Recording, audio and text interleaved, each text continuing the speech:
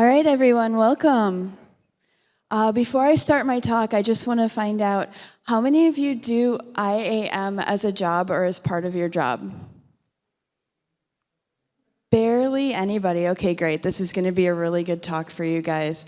So I know the schedule said something a little bit different. It really is in the same vein, but this is IAM OMG, avoiding common pitfalls when creating and administering an IAM program. So first I'm going to do a little introduction here. I'm Rebecca Jo Jones. I am an IAM analyst in critical infrastructure. I've had over 20 years in tech industry. I'm an organizer for CypherCon in Milwaukee. How many have been to CypherCon? All right, let's change that. I invite you all to CypherCon. I'm also an organizer for SecretCon, and I'm the founder of BSides Milwaukee. So you all have to come to BSides Milwaukee. It's right after CypherCon. And I'm a mentor in the community, and I also mentor for my university that I went to in England. It's University of Sheffield. Now, having been a marathon runner, what you do is you finish your first marathon, you get a medal, and then they make you sign a waiver that says you're contractually obligated to work that you're a marathon runner in every single conversation you have. So if you've ever met me, you know I'm a marathon runner, but that's something I'm really good at. I have my 7th coming up in 2025. I'm also a docent for the Public Museum, so I do ancient Egyptian history, pre-Columbian history, and Milwaukee history.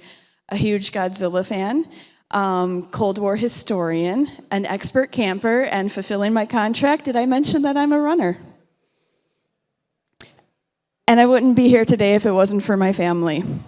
So on the left, that's Doppelbach. In the middle is Clover. She's our new puppy. Chihiro is next, and then Kenzie's on the right. And if you guys read my bio, Sergeant Stubby's in the corner. That's my asshole bird. Anyone who's owned a cockatiel knows what I'm talking about. So what are we going to go over today? We're going to go over what is IAM, what is an IAM program, why you need an IAM program, some of the common pitfalls that face your program, whether you're creating it, administering it, or changing it. Everybody drink. We're going to go over AI as well. So real quick, a disclaimer. The views that are presented in this, these are my views only. They're not views of my company. They're not views of my organizations. They're not views of the museum. Not that they would know that what I'm talking about. It resides solely in the deep, scary parts of my brain. So we'll get that out of the way. And why did I create this talk? So the dude holding all the puppies, that's my husband. And one day he just asked me, what do you do? I know what I do. I also kind of explain it like this. Anyone who's been involved in IAM knows that it is not so much linear as it is like tree branches. And the thing with IAM is, you know it, I inherently know it. I had trouble explaining it to my husband, and the thing is, I know it, but I couldn't convey it completely to him. He still has no idea what I do. He's like vaguely, oh, so when I sign on to my computer, that's you. I'm like, well, I mean, yes and no. So the reason I created this talk is because I realized if you're in a situation where you don't deal with IAM, or you deal with IAM partly, or even if IAM is your job, you might not have a complete understanding of what you're actually doing. Who right now could explain to me what IAM all encompasses? Yeah, me either, but I'm going to try it. Everything, yes, absolutely. So IAM at its core is a framework of policies, processes, and technologies that enables organizations to manage digital identities and control user access to resources. Its primary goal is to ensure the right individuals and entities have the appropriate access to the right resources at the right time for the right reason. That's really clear, right? What the heck does that mean?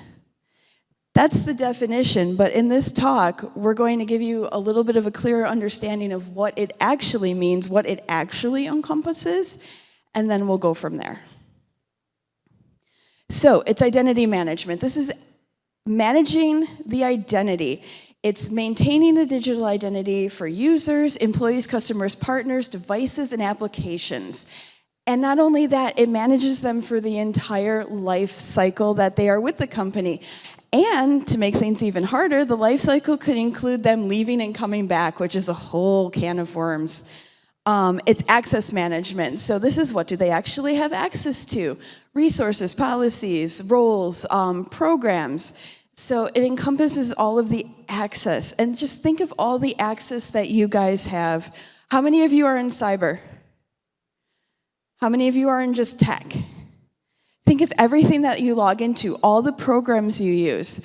That is what needs to have access. And then there's a bunch of things behind the scenes that you guys don't even know that you have access to. It just is there. Authentication and authorization. Who screws these up all the time? I do. But just the words, I know what they mean. So the authentication is verifying a user's identity. This can involve various methods like passwords, multi-factor authentication, biometrics, and digital certificates. A lot of that works in the background. You don't even know what's happening. Authorization, that is determining who actually should be able to access this.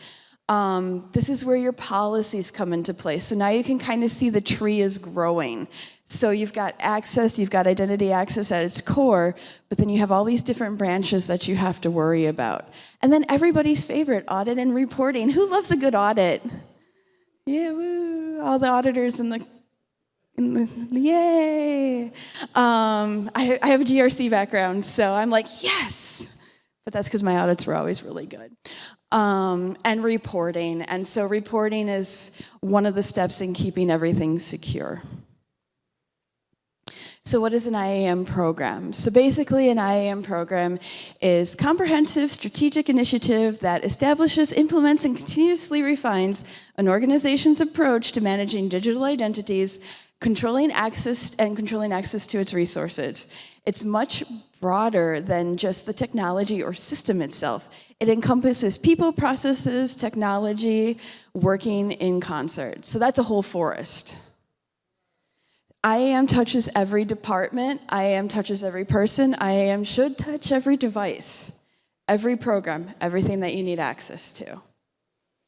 So why do you need an IAM program? Just who has an IAM department at their company? Yeah, that's pretty much what I thought. You need a dedicated IAM program because, as you can see, it is very complex. A bunch of y'all are scratching your heads right now going, what is she talking about? That's a lot of words. I mean, I know it's English, but I don't exactly know what it means. You need dedicated IAM, or at least a dedicated way of administering IAM. Gives you a stronger security posture. I'm not just saying this because I'm an IAM analyst and IAM is something I really enjoy. I'm saying this because we are literally the first line of defense when it comes to keeping yourself secure. So the access that the person has. How many of you have gone into a place and see that everybody has local admin? I have. That's not very safe, and that's not very smart. And Marge from accounting has 14 toolbars attached to her web page, and she can't figure out why her computer's slow and her credit card keeps getting stolen.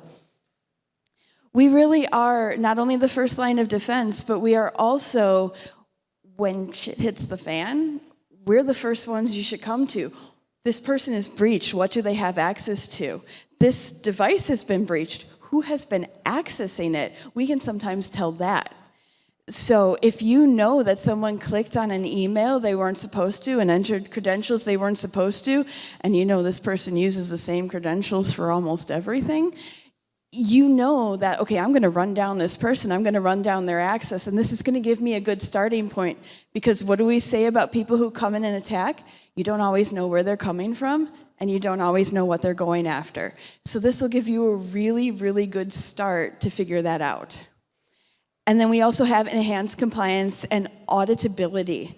So I'm in critical infrastructure. We are regulated. And so what that means is we have to tailor our program to meeting regulatory requirements. And we have to keep clear, concise records in order to make sure that if an auditor comes in or if we have an incident, We can point to exactly what was going on when, who has access, and the overall situation. So we fit into the cybersecurity ecosystem in that regard.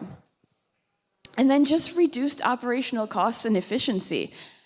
IAM is really good for automating user provisioning.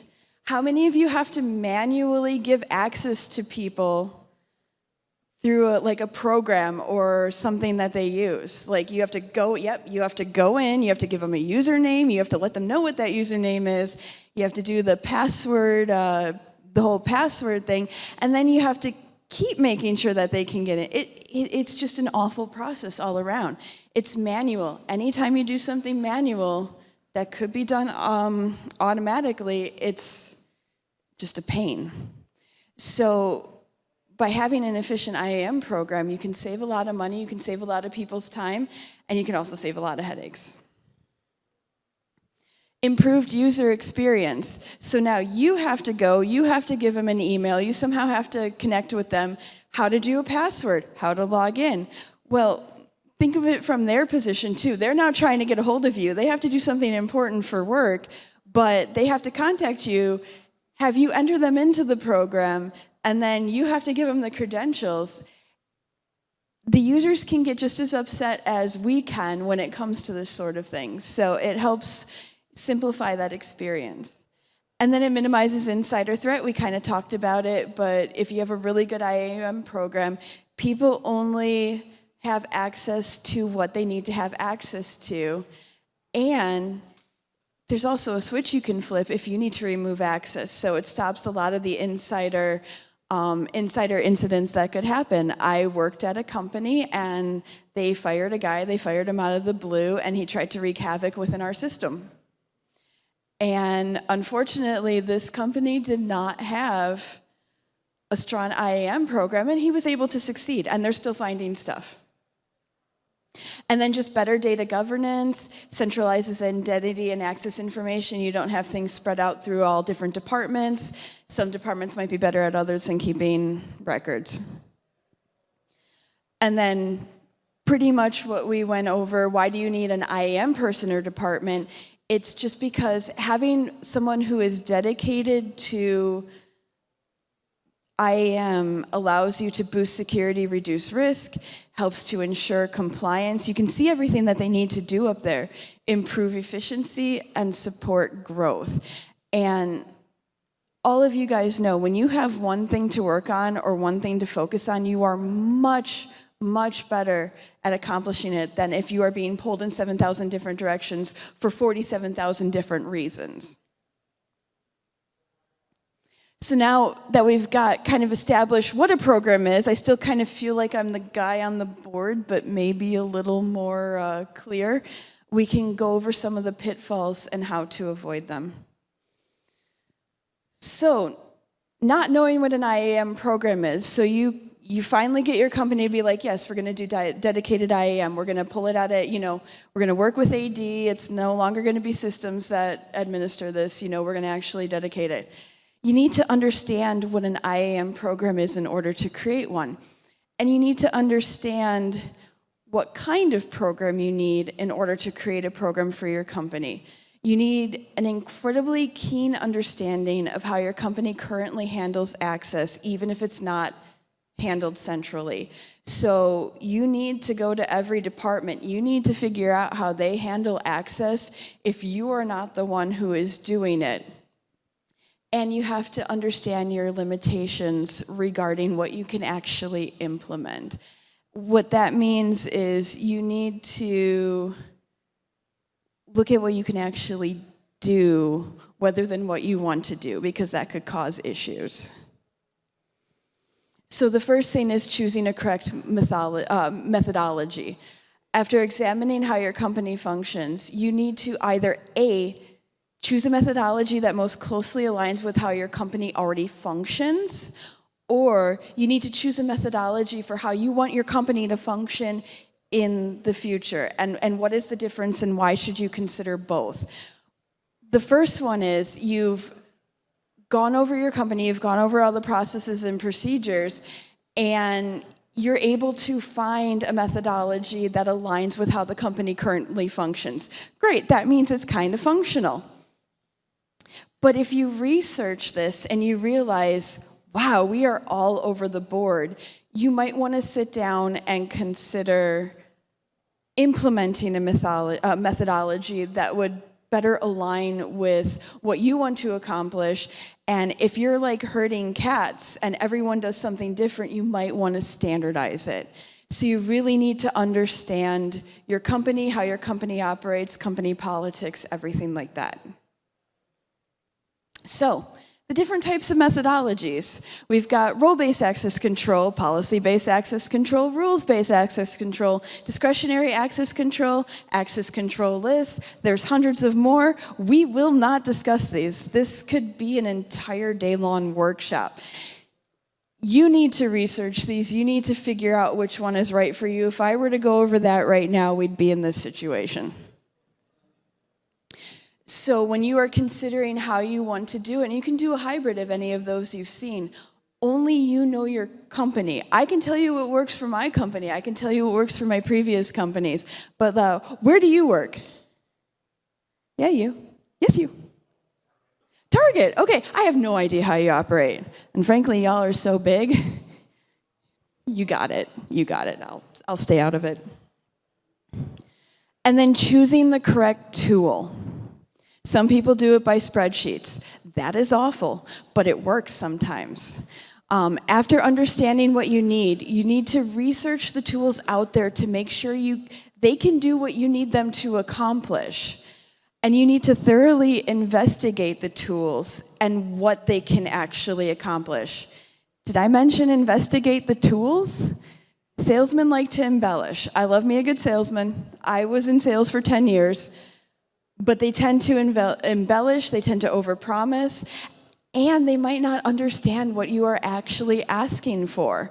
I've had salesmen that I've worked for before where I came up to them and I said I needed something very specific, and they're like, yeah, absolutely, we can definitely do that for you. And then you get to the engineers and they're like, what? And then they scramble in the background to cobble something together to make the company that they just signed for a really big contract incredibly happy. Something I've learned is the flashiest, loudest ones tend to have gaps in what they can handle. So if they've got all these beautiful, bright, flashing lights, and if they have all these really awesome sounding bells and whistles, make sure you investigate the fundamentals, because sometimes those just aren't there. And then I cannot stress this enough, and I will stress this further down the line, integrations with your programs are incredibly important. So a little more on how to choose the correct tool. Connect with other companies and peers in your industry. You connect with other people who do stuff similar to what Target does. I connect with people who are in critical infrastructure. Healthcare should connect with healthcare. Find out how similar places do their management, because the thing is, it'll probably kind of closely align to what you're looking for. And then ask to see real demos, not fancy PowerPoints. Also ask to see something that is dynamic and not static. So if you've got a salesman clicking through programs, ask them questions, have them click a button in the corner, see how the tool really works. Request test accounts if they're offered. Can I play around with this for a week? Put some dummy information in there, let me see how it operates.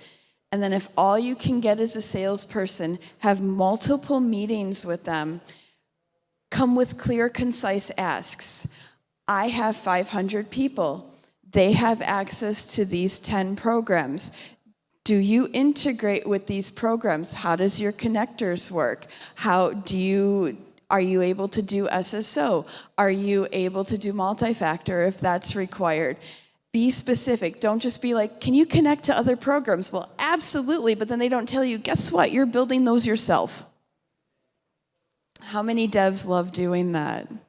Connecting to programs that don't like to talk to each other. It's not fun. Ask them for real examples. Try not to only talk to sales. And I said, I love me a good salesman. I was in sales for 10 years, but I know how it can be. So now we come to why integrations with other programs are incredibly important. How many of you guys log in and instead of going to a website, entering your credentials, or firing up a program out of your menu, you have tiles that you click on, and you're like, I'd like to do X today. You click on it, and then it opens up the program that you need. Yeah, so that's SSO, that's integration. You want integration, you want to make sure that your things can flow smoothly. Non-integrated items can potentially be a manual process for your department. Manual entry is more prone to errors. Do we have any coders? Perfect. How many times have you misplaced one letter and everything went to hell? Absolutely. Yeah, I'm not a coder and I've done that. And I'm like, how did I just turn my web page fuchsia? It's because I got the color code wrong. I thought it was right in my head, but it was wrong. Manual entry can also get lost in the shuffle of integrated items. So the majority of people that have an IAM program in place, not everything integrates. So you have really good records on what integrates, and maybe not so good records on the stuff that's not integrated. You also might have to rely on others to keep track of this item for your department. So they'll send you a spreadsheet with everybody who has everything regarding their program. And you know what could possibly go wrong? We all know that. Department's information is always correct. Everything they give you is 100% correct. So that's why you want to make sure that you can integrate as many of your software, as many of your daily programs as possible. And for the love of God, you want to integrate with Microsoft Entra. Just trust me on this one. Another trap we kind of fall into is over-customization of the tool. So we'll have people come, oh yes, you can totally customize our tool to do that. It's not out of box, but if you get your devs and you get your engineers together and you can build something beautiful and you can create all the stuff that we don't have, that's actually not a good thing. Customization is bad because guess what? You bought the tool, it doesn't do half of what sales did, told you, but never fear, your devs can customize it. It seems like a good option at the time. It accomplishes what you want done, but reporting features can be lost. Everyone knows that out-of-the-box reporting is the best reporting you'll get. Why? Because the report's like, oh, these are all my friends. We grew up together. This is great. I can give you name, date of birth, and I can give you their employee number. But not necessarily their department, because that's a custom field that was added. So they're not going to like department. And department's going to mean absolutely nothing if you can pull it in. Microsoft could fart out an update and it breaks custom-built connectors. How many times has Microsoft done something and given you a headache? And don't get me wrong, I love Microsoft. I love everything it does, but some of their decisions have been a little sus. Having two custom-built connectors can cause situations of one-way updates, read-only, or stale information. You know, it's just like, okay, well, we'll pull this information every day at 9:12 and 1, or 9:12 and 3. Well, what happens if the update happens at 1? Your information is not correct. Could you correct it? Possibly. You could rerun the integration and slow down the system, or the system breaks. Customization is also a manual process, and what did we find out? What happens with manual processes? You can make mistakes. And then over-customization will also make it be harder to pivot to changing your program. If you make your program exactly the way you want it, do you think there's going to be a product out there that's going to be able to do that if your original product stops being supported? Nah, it's pretty unlikely. So how to avoid the customization loop? You really want to research. You want to find a product that has the least customization needed as possible. You want to find something that out of box does the majority of what you need it to do.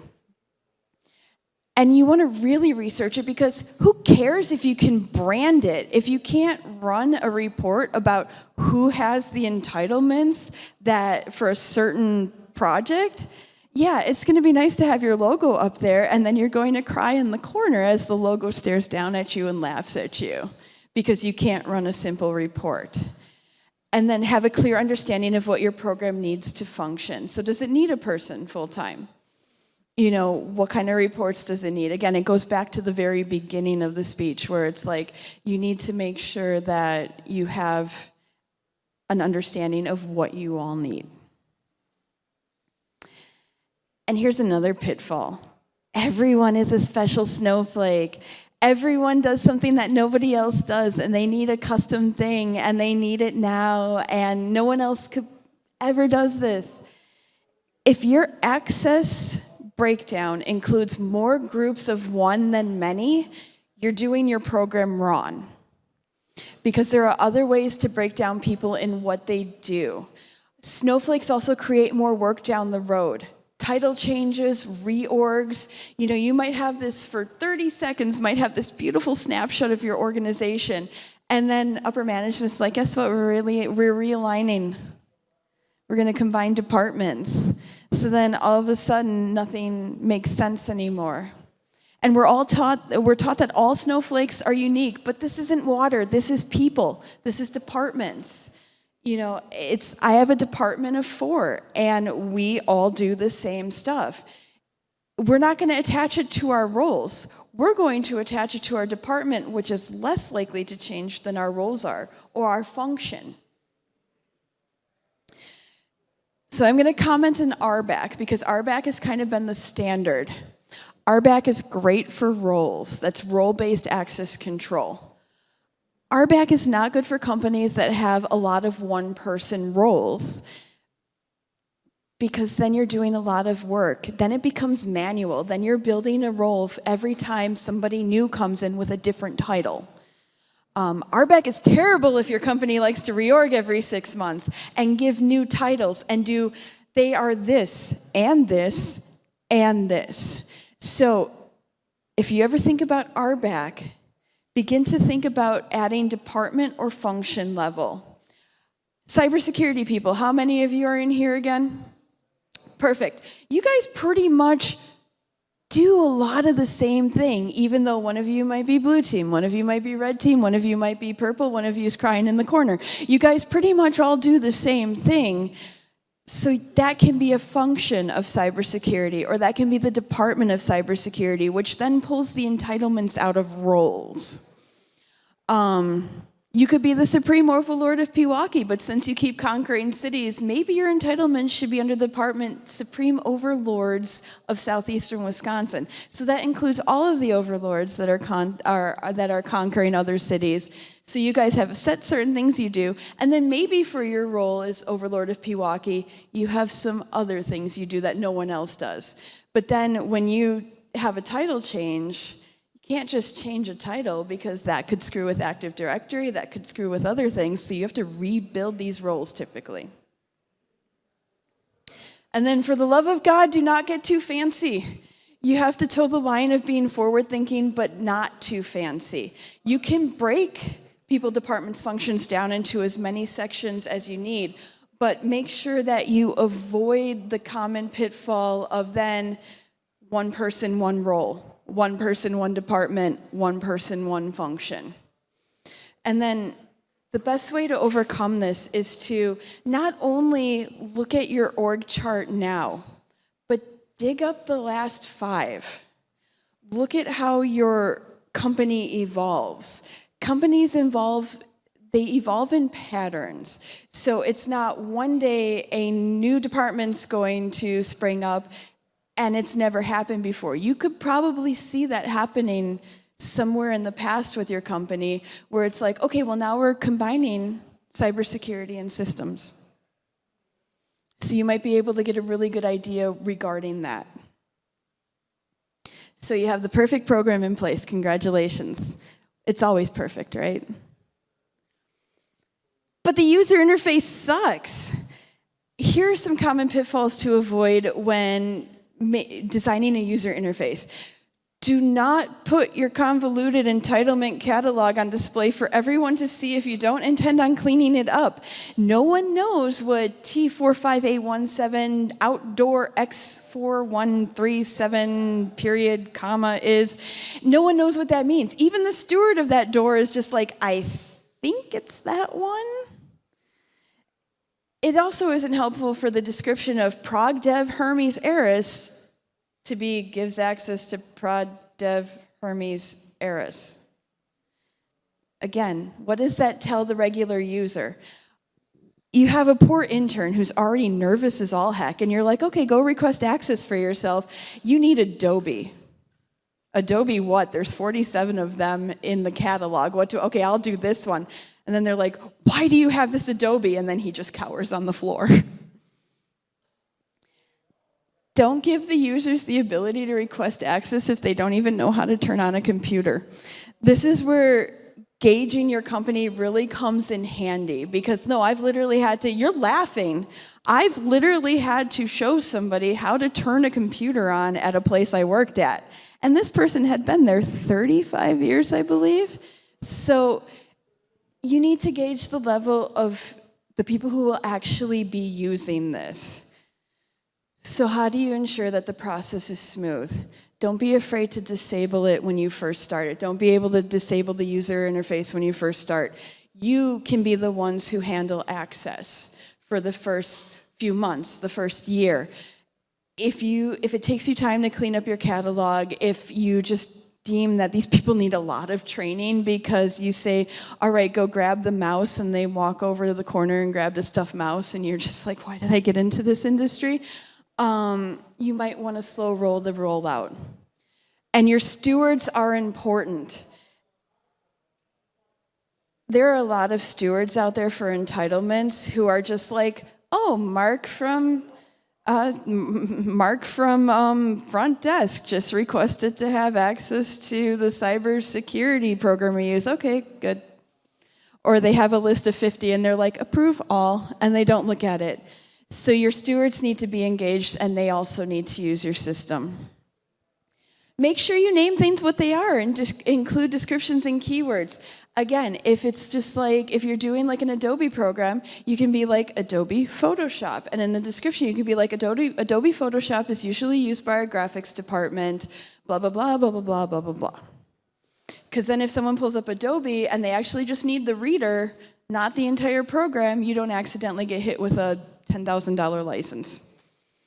Come up with comprehensive user instructions in order to guide users through the request process. So if you do decide to set forth this on your people, make sure that they have clear, concise instructions on how it works and they can follow it step by step. And here's the most important part. Have your team actually use the request process. Don't break glass. Breaking glass is when you bypass all the approvals and you just give it to them. Don't break glass, don't use a different method. You make sure you use that method, because if you don't want to use it, guess what? This is how you earn your money. If you don't want to use it, your users who don't earn money by doing IAM are definitely not going to want to.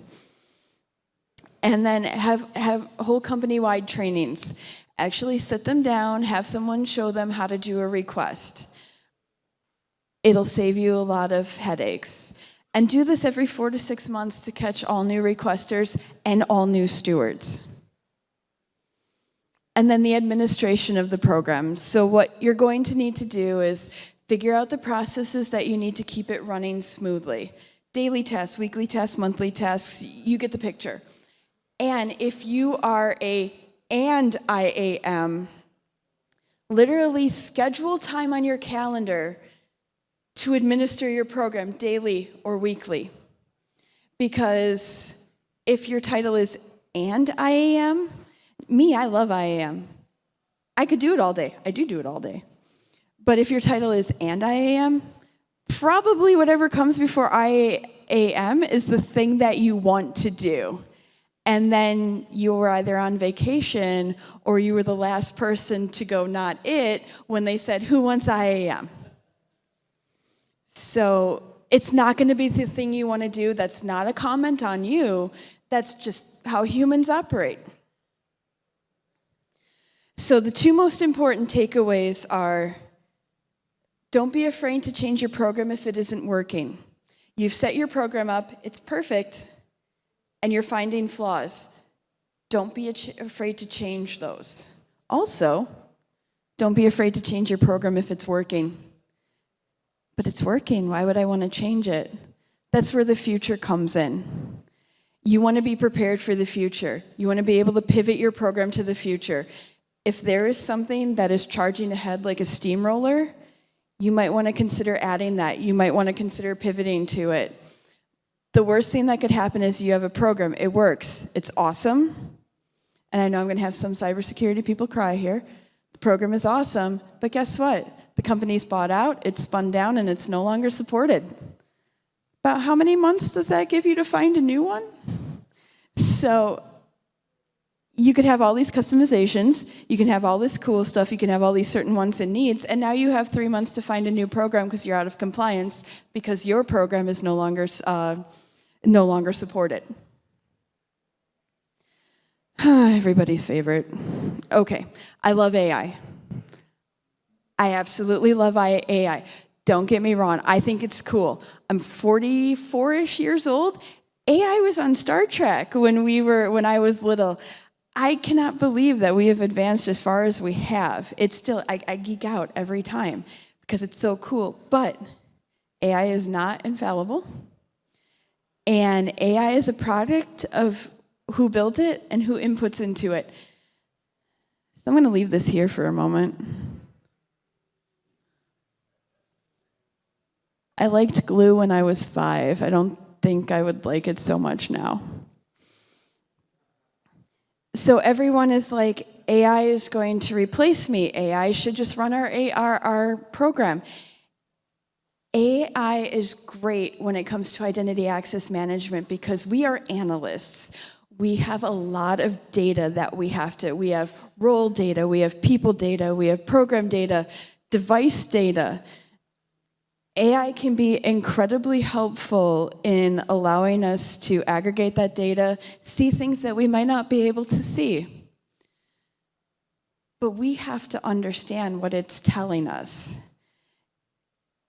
You know there are some younger people out there that put glue in their pizza sauce because their cheese kept falling off. You know there's 1 or 2 at least.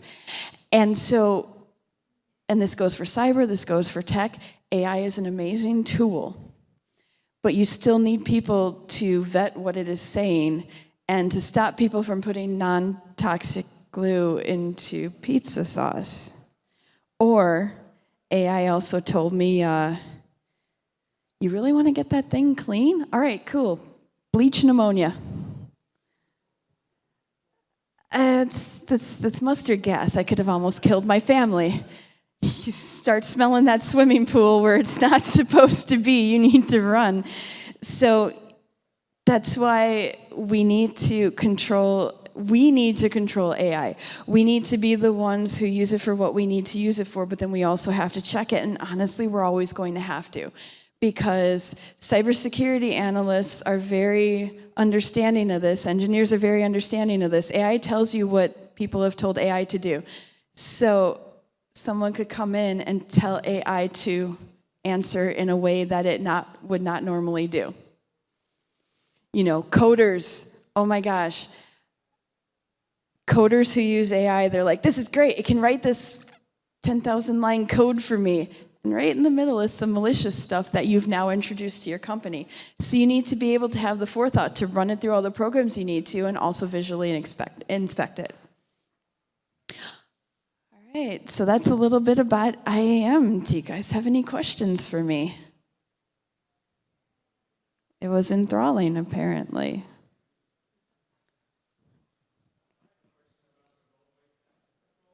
Yes. Yep.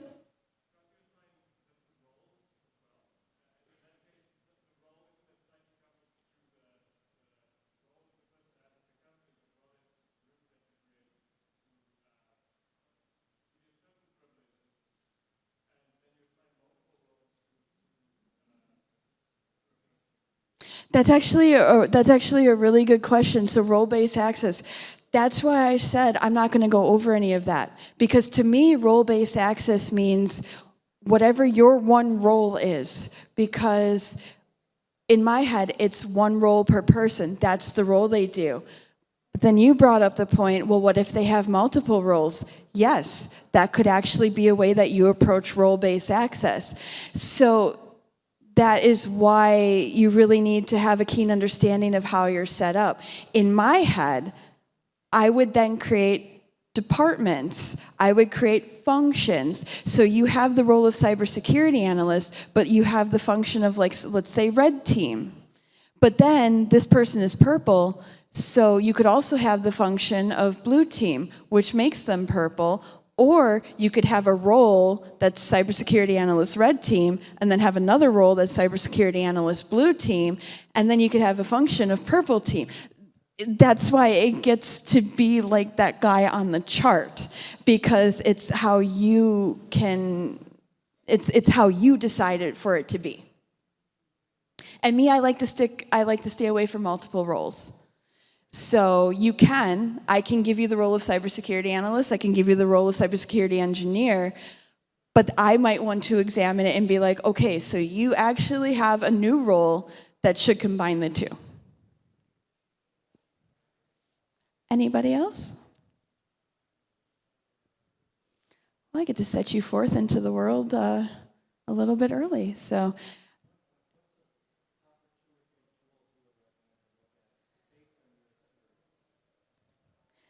Based on my experience, what are the top 3 tools I would recommend looking at? That's a hard one, because I know what I would look at, but that might not be what everyone needs. So I would always definitely look at what Microsoft has. You know, sometimes the devil you know is better. Microsoft also integrates with itself, which saves a lot of headaches. One of the ones that stuck out to me, I just went to Identiverse. Savient would be one that I would just check into. They just seem to have a pretty solid product. And again, it's hard because it's like, how big is your program? How many people are in it? You know, what do you do? What do you need to accomplish? So I would always definitely try to see if Microsoft has an option, because that just makes life easier. Anybody else? All right, well, thanks for coming to my little talk on IAM.